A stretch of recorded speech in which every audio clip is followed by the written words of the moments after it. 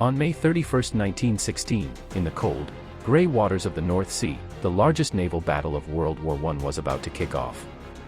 For 2 long years, the 2 most powerful fleets on the planet had been sizing each other up, just waiting for this moment. In one corner, you had the British Royal Navy's Grand Fleet, the undisputed heavyweight champion of the seas for a century. And in the other, the Imperial German Navy's High Seas Fleet, a new, powerful force of fire and steel, eager to knock the old masters off their throne. Nearly 250 warships and 100,000 men were about to collide in a desperate fight that would last less than a day but would define the entire war at sea. It was going to be a perfect storm of shellfire, torpedoes, and sheer destruction. When the smoke finally cleared, the British had lost more ships, more tonnage, and more than twice as many sailors. By almost every measure, the Germans had handed them a stunning defeat. The British public was horrified, and the Admiralty was in full-blown crisis mode. But what if I told you that this crushing tactical loss was actually one of the most important strategic victories in British history? What if, by losing the battle, Britain actually won the war at sea? This is the story of the Battle of Jutland, a clash so brutal and so complicated that over a century later, we're still arguing about who really won. So, to really get what Jutland was all about, you first have to understand the weapon that had come to define national power, the Dreadnought. Back in 1906, Britain launched HMS Dreadnought, a battleship so revolutionary it made every other warship on the planet obsolete overnight. It was faster, and its all-big gun design packed a much bigger punch. But in creating this marvel, Britain had also hit the reset button on its own naval advantage. A naval arms race of a scale never seen before exploded between Britain and the rising power of Germany. For years, both nations poured their industrial might into building fleets of these new superships. In Britain, the public was captivated by the slogan, "We want 8 and we won't wait," demanding more dreadnoughts. For the British Empire, its navy was its lifeblood. The Royal Navy's main job in the war was to keep a crushing blockade on Germany, slowly starving its economy and war machine of essential resources. For Germany, this blockade was a tightening noose. Their goal was simple: they had to break it. The commander of the German High Seas Fleet was the ambitious and aggressive Admiral Reinhard Scheer. He knew he couldn't take on the entire British Grand Fleet head-on. The British just had too many ships, with a 28-16 advantage in dreadnoughts.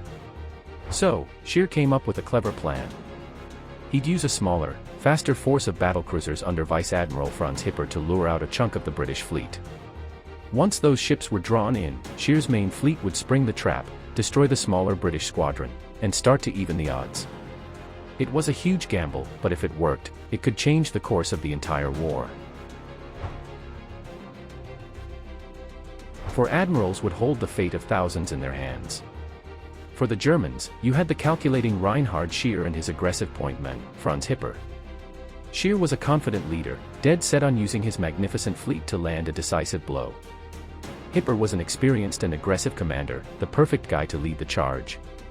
On the British side stood Admiral Sir John Jellicoe, commander of the Grand Fleet. Jellicoe was a methodical, cautious, and brilliant planner.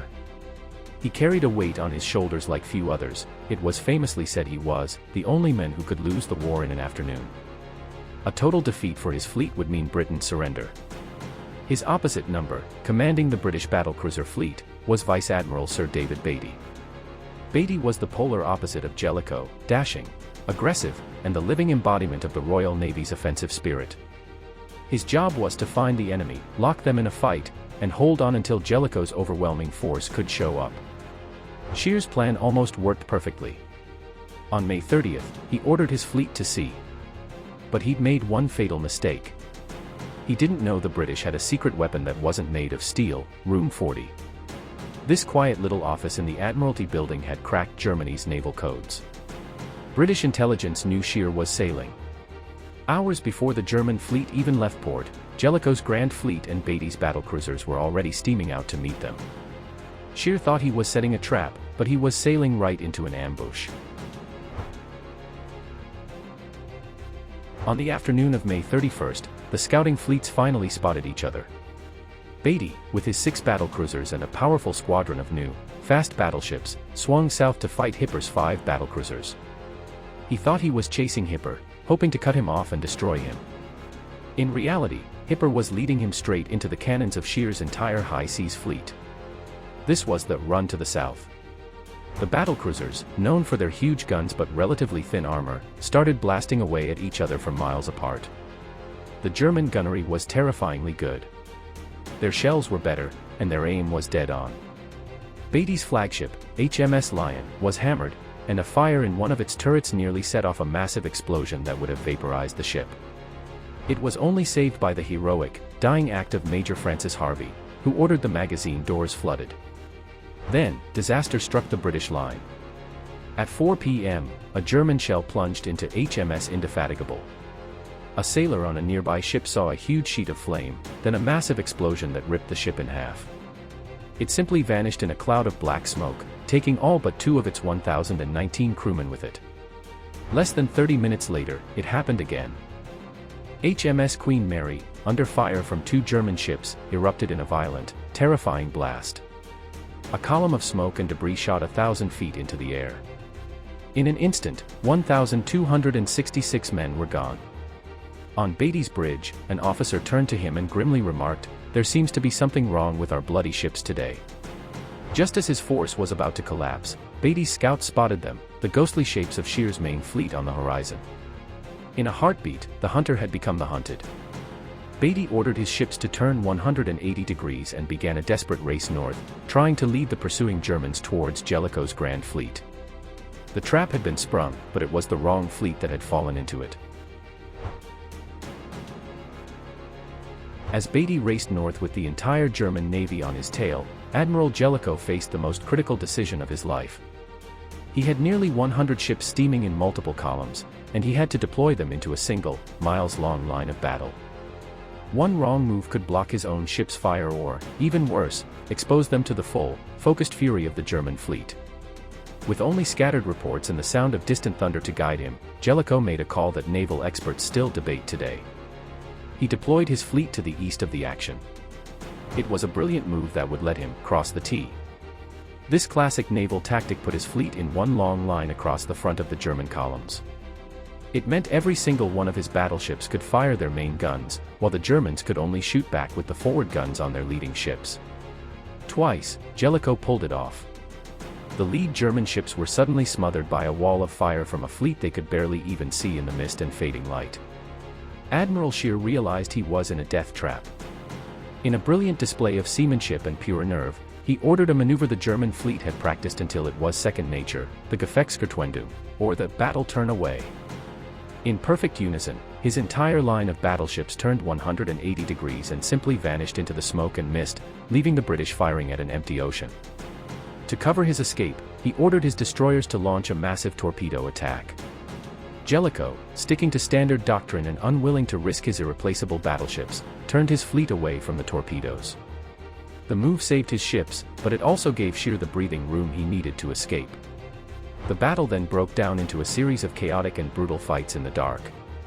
Throughout the night, British and German destroyers and cruisers kept stumbling into each other, fighting desperate, close-range duels. With visibility near zero, telling friend from foe was almost impossible. In all the confusion, Scheer managed to slip his fleet behind Jellicoe's and make a run for home. By the time the sun rose on June 1st, the sea was empty. The high seas fleet was gone. The cost was staggering. The British lost 14 ships and over 6,000 men. The Germans, even though they were outgunned and outmaneuvered in the main fight, had lost only 11 ships and about 2,500 men. Germany immediately declared a huge victory, and on paper, the numbers backed them up. The British public, who had been expecting a glorious victory like Trafalgar, was stunned and angry. But those numbers didn't tell the whole story. The German fleet had limped back to port, so badly damaged it was in no shape to fight. The British Grand Fleet, despite its losses, was ready for action again within hours. The big picture hadn't changed at all, in fact, it was now set in stone. The British blockade of Germany remained unbreakable. The high seas fleet had tried to break out, had failed, and would never again seriously challenge the Grand Fleet for control of the seas. That failure convinced the German high command that their big, expensive surface fleet couldn't win the war.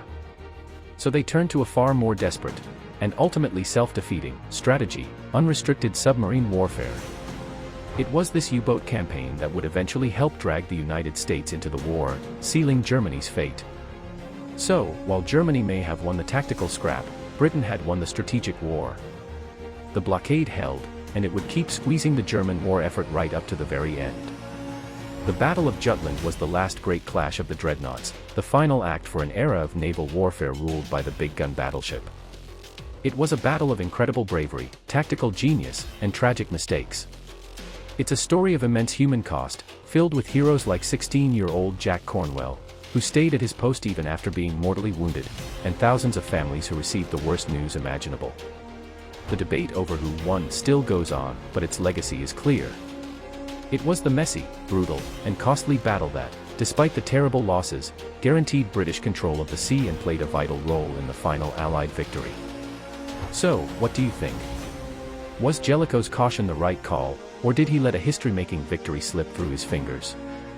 Let us know your thoughts in the comments below.